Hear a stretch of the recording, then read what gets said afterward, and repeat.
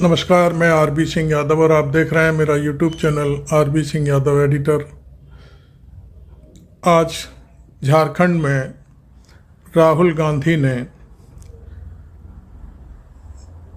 ऐसी बातें कहीं और वहाँ जनता ने उनकी सारी बातों को पसंद किया।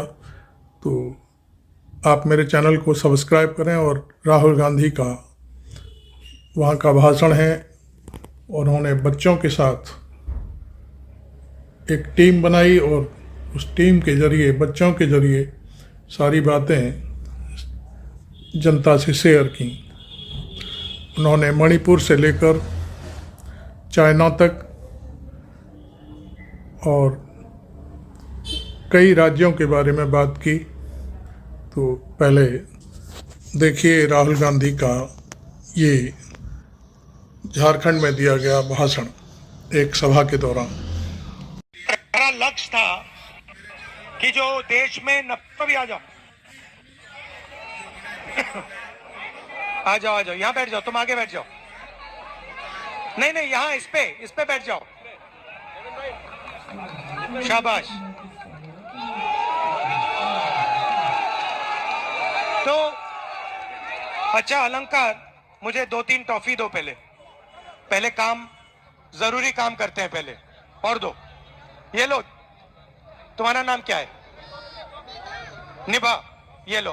हेलो, तुम्हारा नाम क्या है? हाँ, भव्या। तुम्हारा? सिमोन। तुम्हारा?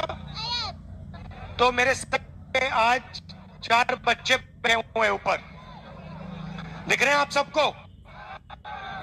तो ये हमारे देश के भविष्य है। भविष्य है या नहीं? अरे भाई थोड़ा दे। तो हम भारत क्यों? क्योंकि हम इनके लिए एक ऐसा देश चाहते हैं जहां नफरत, हिंसा ना हो। और ये आप इनको, जैसे आपके बेटे हैं, बेटियां हैं, उनके जैसे देखो। तो आज हो क्या रहा है? आज देश में कोने कोने में नफरत फैलाई जा रही है। कोई कहता है तुम तमिल बोलते हो इसलिए तुम हमें अच्छे नहीं लगते। कोई कहता है तुम बंगाली बोलते हो इसलिए तुम हमें नहीं अच्छे लगते। कोई कहता है तुम हिंदी बोलते हो इसलिए तुम हमें अच्छे नहीं लगते।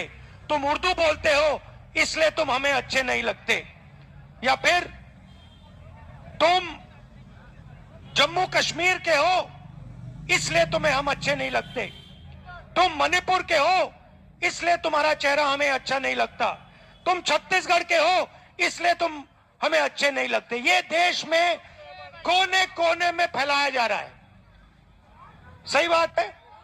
और इससे देश मजबूत नहीं होता है, इससे देश कमजोर होता है। जैसे घर में फूट पड़ती है, भाई भाई के बीच में लड़ाई होती है, परिवार मजबूत नहीं होता।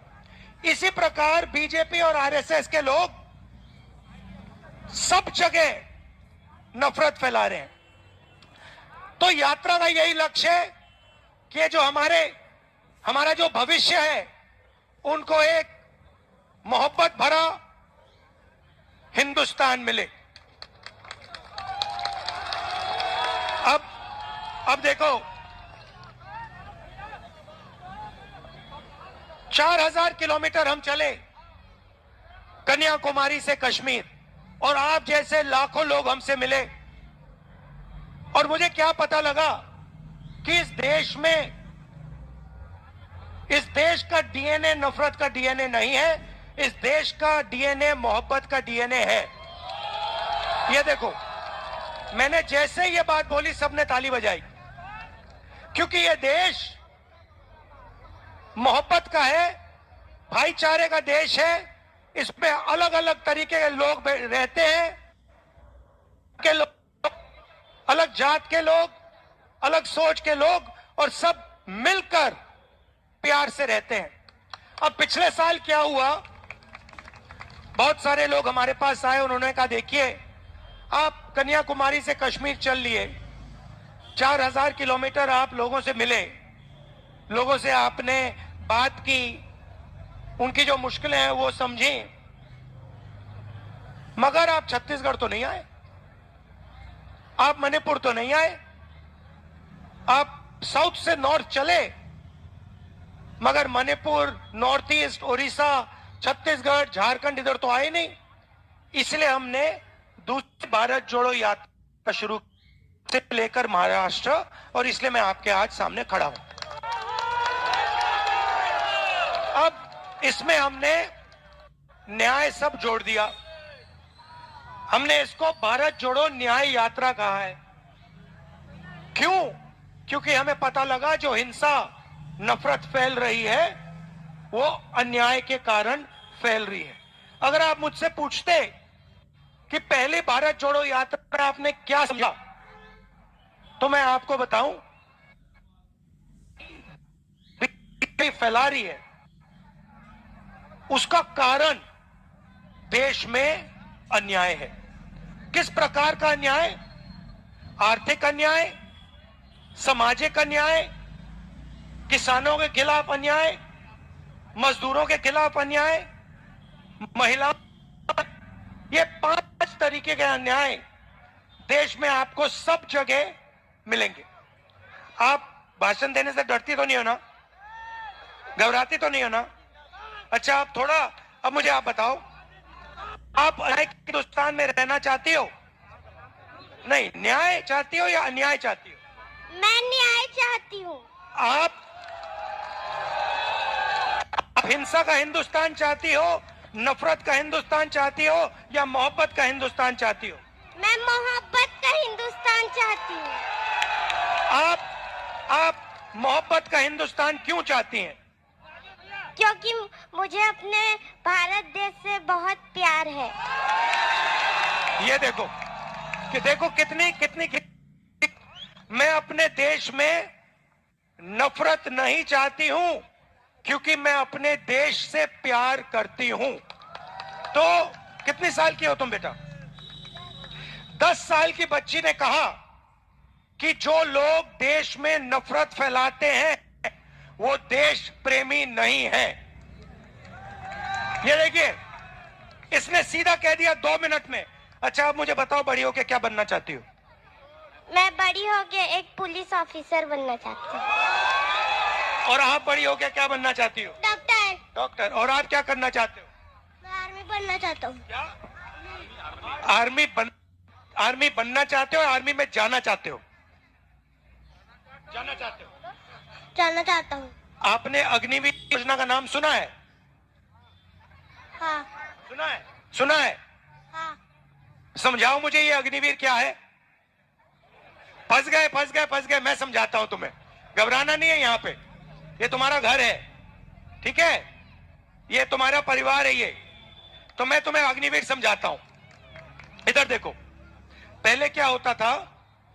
पहले तुम्हारे जैसे बच्चे कहते थे मैं आर्मी में जाना चाहता हूं, और आर्मी उनका सिलेक्शन करती थी और फिर उनकी रक्षा करती थी, उनकी देखभाल करती थी।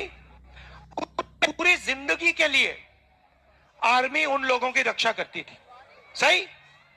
अब अग्निवीर योजना मोदी जी लाए हैं, बीजेपी लाई है, उसमें उन्होंने कहा कि हम 4 साल के लिए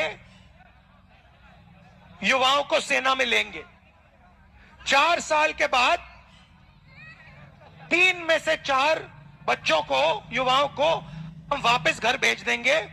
उनकी कोई रक्षा होगी, उनकी कोई देखभाल नहीं होगी। जो 4 में से 1 सेना में रहेगा उसकी हम देखभाल करेंगे। अब मजे की बात समझो, अगर अग्निवीर को चाइना बॉर्डर पे गोली लग जाती है और अगर वो शहीद हो जाता है तो अग्निवीर को शहीद का दर्जा नहीं दिया जाएगा। समझे बेटा? समझे? तो क्या हुआ है? तुम्हारे जैसे जो बच्चे ट्रेनिंग करते थे, 1,50,000 बच्चों ने ट्रेनिंग की, ठीक है। 5 साल उन्होंने, जैसे तुम रनिंग करोगे, तुम वेट लिफ्टिंग करोगे, उन्होंने किया 5 साल। अरे जोर से बोल यार। सर मैं 100 मीटर की रेस को 1 मिनट में कंप्लीट करता हूँ। अच्छा, और सुनो, और कितनी रनिंग करते हो दिन में? सर अभी पापा बाहर गए इसलिए मैं नहीं कर रहा हूँ। अच्छा, तो सुनो, तो तुम्हारे जैसे बच्चे रनिंग करते थे, 5 साल उन्होंने, 1,50,000 ने रनिंग की, उनकी आर्मी में भर्ती हो गई, और फिर पहली बार हिंदुस्तान की इतिहास में आर्मी ने उन्हें कहा कि हम तुम्हें नहीं लेंगे। 1,50,000 युवा देश में भटक रहे हैं, उनकी भर्ती हो गई थी। कहा गया है कि तुम्हें हम नहीं लेंगे, ना तुम्हें हम आर्मी में लेंगे, ना तुम्हें हम अग्निवीर योजना में लेंगे। तुम जानो, तुम्हारा काम जाने। तुम्हारे अंदर ये जो भावना थी, देशभक्ति की भावना थी, उसके बारे में हमें कोई इंटरेस्ट नहीं है। ये हिंदुस्तान की सेना ने, हिंदुस्तान की सरकार ने 1,50,000 युवाओं को मैसेज दिया है। और मैंने उनसे क्या कहा, मेरे से मिले, मेरे सामने रोए, मैंने उनसे कहा तुम घबराओ मत। 1,50,000 युवा तुम, जिनको आर्मी ने बाहर फेंका है, तुम घबराओ मत। हम तुम्हारा मुद्दा उठाएंगे और या ऑपरेशन दिलवाएंगे या फिर तुम्हें आर्मी में भर्ती करवा के दिखाएंगे। अब ये है अन्याय। भाइयों और बहनों, अच्छा तुमसे पूछते हैं, अगर किसी ने 5 साल किसी चीज के लिए काम किया, दिल से काम किया, अपना खून पसीना दिया, सेना में जाने के लिए उसने 5 साल काम किया, और फिर अगर उसको सेना में नहीं जाने दिया, यह अन्याय है। अन्याय किया गया ना उसके साथ, उसके खिलाफ अन्याय है। तो इस प्रकार का अन्याय के खिलाफ यह यात्रा चल रही है। अब मैंने आपको आर्थिक अन्याय के बारे में बताया, आर्मी के बारे में बताया। अच्छा, एक और अन्याय के बारे में बताना चाहता हूं। आर्मी में सेना को कहा जा रहा है कि देखो, तुम्हें हम अग्निवीर बनाएंगे और तुम्हें शहीद का दर्जा नहीं मिलेगा। मतलब आर्मी के अंदर 2 कैटेगरी के जवान बना दिए, एक अग्निवीर, एक दूसरा, ठीक है।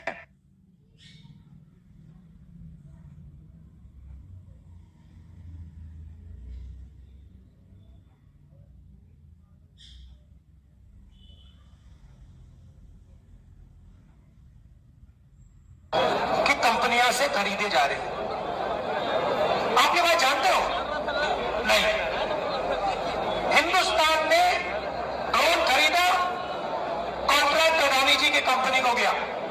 हिंदुस्तान ने राइफल खरीदी, कॉन्ट्रैक्ट अडानी जी की कंपनी को गया। हिंदुस्तान पहले राइफल बनाता था, ऑर्डिनेंस फैक्ट्री बनाती थी, उधर से कॉन्ट्रैक्ट, पब्लिक सेक्टर यूनिट से कॉन्ट्रैक्ट छीनकर अडानी जी की कंपनी को दिया गया। लिस्ट है भैया, एक के बाद एक, एक के बाद एक, एक के बाद एक। अडानी को हिंदुस्तान की रक्षा के लिए जो वो सारा का सारा सारे के सारे कॉन्ट्रैक्ट अडानी जी को दिए जा रहे। मैंने इसके बारे में भाषण दे दिया, पार्लियामेंट हाउस में मैंने दे दिया भाषण। मुझे पार्लियामेंट से हटा दिया, मेरी लोकसभा की मेंबरशिप रद्द कर दी, मेरा घर ले लिया। मैंने उनसे कहा देखो, घर ले लो, मुझे कोई फर्क नहीं पड़ता, ले लो अपना घर, मुझे नहीं घर चाहिए। मेरे पास हिंदुस्तान में लाखों घर हैं, छत्तीसगढ़ में लाख घर हैं। मेरा घर छत्तीसगढ़ के हर नागरिक के दिल के अंदर है। मेरे को कोई घर की जरूरत नहीं। तो ये देखो, ये हुआ आर्थिक अन्याय। अब मैं आपको सामाजिक अन्याय के बारे में बोलना चाहता हूं। हम आदिवासी कहते हैं, बीजेपी ने इनके लिए न्याय डाला।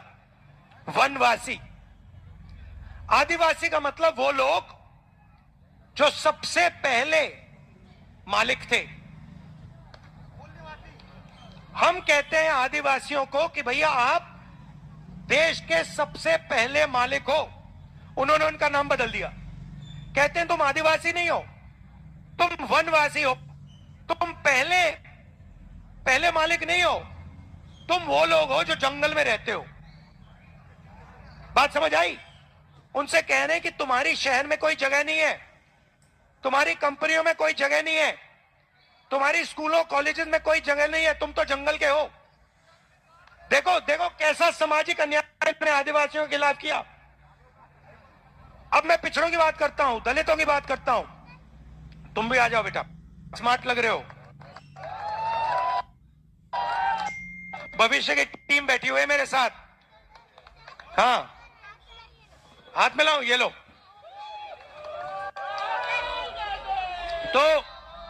तो पिछड़ों से क्या कहते हैं ये? मैंने कहा, पार्लियामेंट हाउस में कहा, देखिए ऐसे करते हैं, देश को पता होना चाहिए इस देश में दलित कितने, आदिवासी कितने, पिछड़े कितने।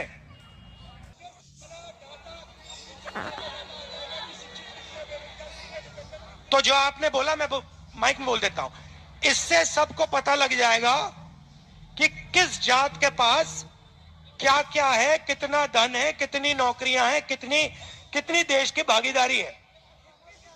सहमत हो ना? मोदी जी सहमत नहीं है। मोदी जी ये पूरा ड्रामा कर रहे हैं क्योंकि ये चाहते हैं कि पिछड़ों को ये पता ना लग जाए कि उनकी कितनी आबादी है और देश का कितना धन इनके हाथों में है। मैं आपको बताऊं, मैंने आंकड़े निकाले हैं, आप हिंदुस्तान की 200 सबसे बड़ी कंपनी देख लो, अदानी, अंबानी, टाटा, बिरला, ये सब देख लो, ठीक है? इसका ना एक मालिक, ना एक मैनेजमेंट टीम का व्यक्ति पिछड़ा है, दलित है, आदिवासी है। इसमें कोई पिछड़ा नहीं है, कोई दलित नहीं है, कोई आदिवासी नहीं है। की बात करते हैं, मगर जब पिछड़ों को भागीदारी की बात उठती है, दलितों को, गरीबों को, गरीब जनरल कास्ट के लोगों को भागीदारी है, तो नरेंद्र मोदी जी बिल्कुल चुप हो जाते हैं। मैंने कहा कि जाति जनगणना करवानी है। नरेंद्र मोदी जी कहते हैं, भैया इस देश में तो जाति नहीं है, सिर्फ 2 जाते हैं, एक गरीब है, एक अमीर है। पहले कहते थे मैं ओबीसी हूं, मैं नरेंद्र मोदी हूं, मैं ओबीसी हूं, आप कहते हैं 2 ही जाते हैं। क्यों? क्योंकि राहुल गांधी ने कहा कि जाति जनगणना होनी चाहिए, पता लगाना चाहिए पिछड़े कितने, दलित कितने, आदिवासी कितने। तो यह हुआ सामाजिक अन्याय। किसानों की बात आपने देखी है। अब मैं आपसे सवाल पूछता हूं, आप जानते हो कि देश के किसान, हरियाणा, पंजाब के किसान आज दिल्ली के, मालूम है,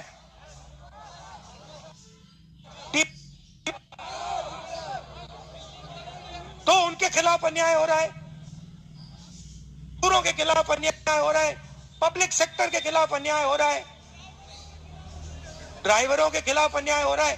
ट्रक ड्राइवर्स के साथ इन्होंने पता है क्या किया? जानते हो क्या किया? बिना पूछे 10 लाख रुपए जुर्माना सीधा ट्रक ड्राइवर से। हाँ, तो जहां भी देखो ये करते रहते हैं। मणिपुर को जला दिया, भाई और बहनों, में मणिपुर गया, वहां पे आग लगी हुई है, वहां पे भाई भाई को गोली मार रहा है, कोई सरकार नहीं दिख रही वहां पे, और प्रधानमंत्री आज तक मणिपुर नहीं गए। हजारों लोग वहां, घर जल गए, लोग मारे गए, आज तक चल रहा है, वो हो गया। मैं आपको बताता हूं, मैं गया वहां पे, एक मेती और एक कुकी समाज है। अब हिंदुस्तान, मणिपुर की हालत आप समझो, एक कुकी समाज है, एक मेती समाज है, इनको बीजेपी ने इनमें आग लगा दी। मैं गया, कोई राजनेता वहां नहीं गया, वहां गोली चल रही है, मैं वहां गया, सरकार ने कहा देखिए रिस्क है, गोली लग जाएगी। मैंने कहा लगने दो, मैं देखता हूं, ठीक है। उसके बाद मैं गया, ठहर जाओ, मैं गया, मेती समाज ने मुझे बुलाया, और कुकी समाज ने मुझे बुलाया, सुनो, डिस्टर्ब मत करो। मेती समाज ने बुलाया, कुकी समाज ने बुलाया। जैसे ही मैं मेतियों के पास गया, उन्होंने कहा देखिए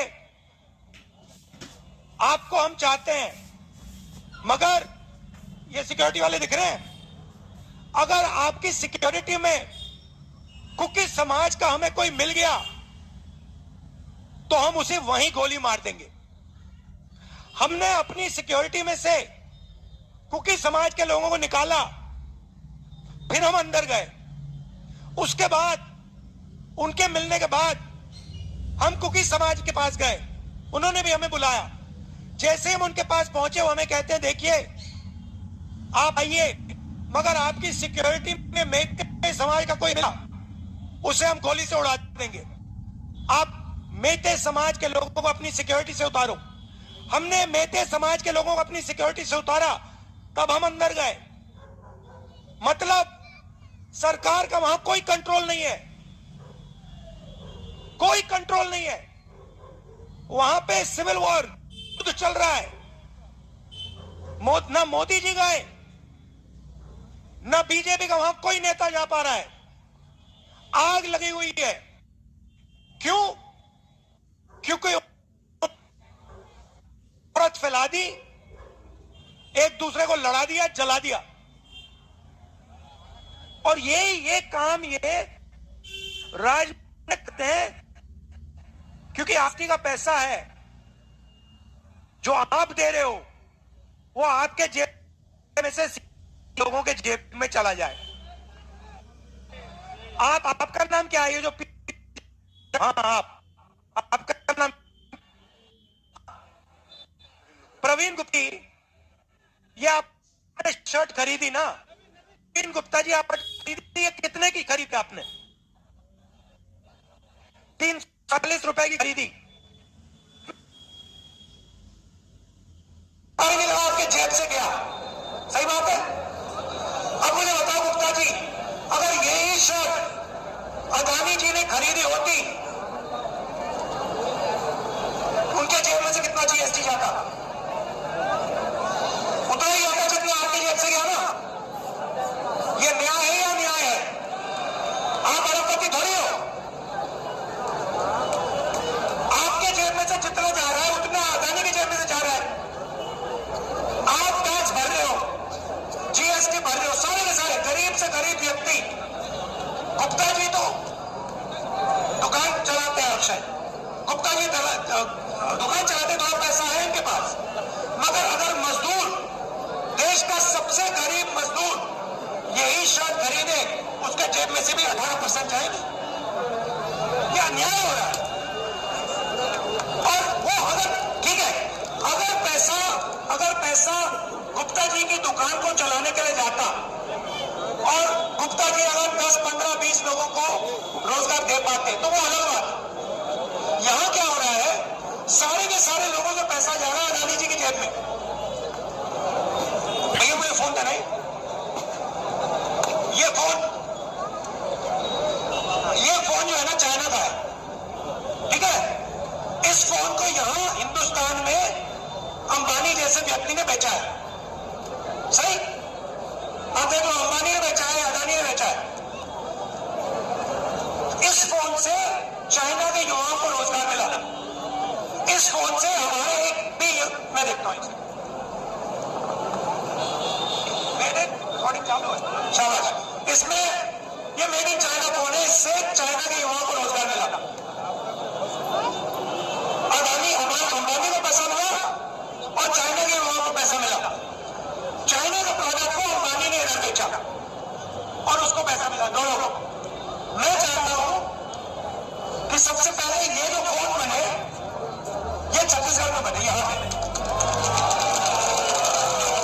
ठीक है। और ये गुप्ता जी जो बैठे हैं, एक दिन ये सोचे कि यार मैं अब दुकान चलने से थक गया हूं, मुझे दुकान नहीं चलानी, मुझे सेलफोन बनाना है। और ये एक दिन सेलफोन की फैक्ट्री खोले और हिंदुस्तान के बैंक इनको बैंक लोन दे और ये चाइना से कंपटीशन करें। आज अगर ये सपना देखें कि ये बैंक से मतलब सेलफोन बनाने के लिए पैसा लेना चाहते हैं, इनको धक्के मार के बैंक बाहर फेंक देगा, कहना भैया हम तो अडानी को पैसा देते हैं, आपको नहीं देंगे। तो ये चल रहा है देश में। अब दुख की बात क्या है, दुख की बात क्या है कि मीडिया में आपको ये नहीं दिखेगा, नहीं दिखेगा। किसान मर जाए, छोटे व्यापारी मर जाए, छोटे बिजनेस वाले मर जाए, मजदूर मर जाए, आपको मीडिया में नहीं दिखेगा। मीडिया में आपको क्या दिखेगा? अदानी जी के बच्चों की शादी, अंबानी जी के बच्चों की शादी, उसमें आपको ऐश्वर्या राय जी नाचते हुए दिखेंगे, अमिताभ बच्चन जी वहां पे दिखेंगे, आपको वर्ल्ड कप दिखेगा। सही बात है, आपको वर्ल्ड कप दिखेगा, वर्ल्ड कप में क्रिकेट चलेगा, वो भी भैया अडानी का, अंबानी का। तो सब जगह आपको ये बड़े बड़े उद्योगपति, 3-4 बड़े बड़े उद्योगपति दिखेंगे, आपको चाइना को पूरे देश में माल दिखेगा, आपको बेरोजगारी दिखेगी, आपको भूखे लोग दिखेंगे, आपके छोटे बिजनेस वाले वो सब खत्म होने, डिमोनेटाइजेशन, जीएसटी जो किया। इसलिए भाइयों और बहनों, हम सीधा आपके पास आ गए, मीडिया हमारी बात नहीं उठाती, इसलिए हम आए आपके पास कि भैया जनता सीधी सुन लेगी बात। अब आप बच्चों का मैं धन्यवाद करना चाहता हूं। अच्छा, अब आप दो तीन शब्द कहेंगी? चलो कहना है, करना नहीं है, 2-3 जो भी दिल में है। अच्छा, अपने भाई के बारे में, आपका भाई कैसा है? भाई नहीं। अच्छा, मामा पापा क्या करते हैं? मेरी मम्मी एक टीचर है और मेरे पापा एक दुकान चलाते हैं। किस चीज की दुकान है? मेरे पापा एक मोहब्बत की दुकान है। तो अंत में यही कहने आया हूं, देखिए हम नफरत के बाजार में हम सब मोहब्बत की दुकान खोल रहे हैं। धन्यवाद। न्याय का हक। लगता है कि अग्निवीर तो हिंदुस्तान की सेना को कमजोर कर रहा है और मैं उनसे प्यार करता हूँ, हर सोल्जर से, और मैं चाहता हूँ कि उनको चोट ना लगे। आपको राहुल गांधी की इस सभा में उपस्थित भीड़ और उनके द्वारा दिया गया भाषण कैसा लगा, कमेंट बॉक्स में हमें ज़रूर लिखें और हमारे चैनल को सब्सक्राइब करना ना भूलें। Thank you very much. मैं आरबी सिंह यादव।